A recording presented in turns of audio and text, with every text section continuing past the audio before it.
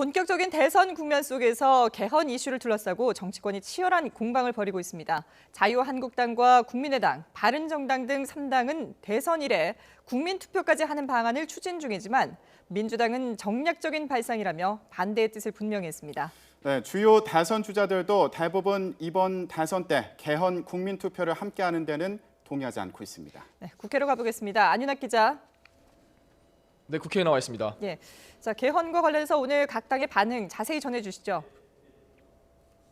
네, 일단 민주당은 자유한국당과 국민의당 그리고 바른정당 간의 이른바 개헌연대가 개헌 자체를 위한 것이라기보다는 문재인 등 유력 대선 후보의 공세를 펼치기 위한 정략적인 움직임으로 보고 있습니다. 원내 일당인 민주당을 빼고 더군다나 구체적인 개헌안도 없이 표결 날짜부터 못 박는 것을 납득할 수 없다는 겁니다. 박완주 원내 수석 부대표의 발언입니다. 적폐청산을 위한 개헌을 바라는 국민들은 정략적 모습으로 개헌을 추진하는 국회에 대해서 뭐라 하겠습니까? 이에 자유한국당과 국민의당, 바른정당은 가장 큰 적폐청산이 바로 개헌이라며 개헌을 통해 무너진 국가 시스템을 즉각 재정비해야 한다고 맞섰습니다. 문재인 전 대표를 겨냥해서는 한 사람의 권력욕과 탐욕으로 나라 전체가 실패의 행진을 계속해선 안 된다며 압박했습니다. 정우택 원내대표의 발언입니다. 지금도 하지 않을 개헌을 만일 본인이 권력을 잡은 뒤 내년 지방선거 때 하겠다는 말을 과연 누가 믿을 것입니까?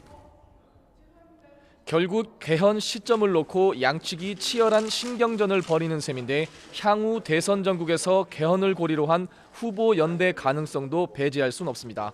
그렇지만 민주당 문재인 전 대표뿐만 아니라 국민의당 안철수 전 대표, 바른정당 유승민 의원 등 대선 주자들이 대체로 개헌에 반대하고 있어 개헌안 발의 자체가 쉽지 않다는 관측도 나오고 있습니다. 네, 이런 가운데 대선 주자들이 경제 공약을 잇따라서 발표했다고요. 네, 먼저 민주당 문재인 전 대표는 1,300조에 이르는 가계부채 해소를 위한 7대 대책을 발표했습니다.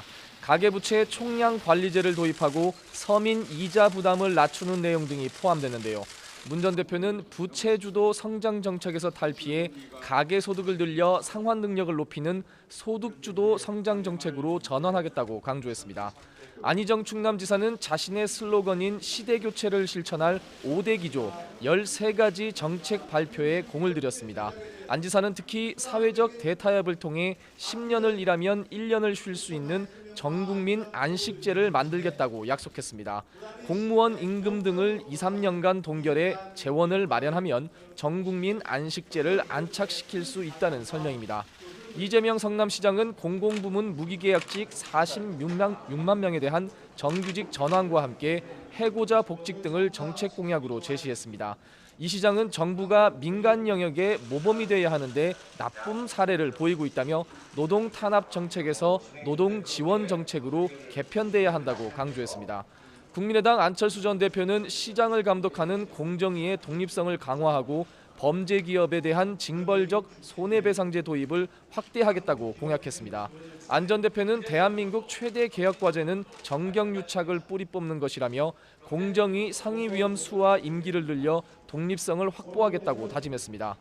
바른정당 유승민 의원은 대학 언론인 연합회와의 합동 기자회견에서 박근혜 전 대통령이 싫어서 그 반대편 후보를 뽑는다면 5년간 또 후회할 가능성이 크다고 말했습니다.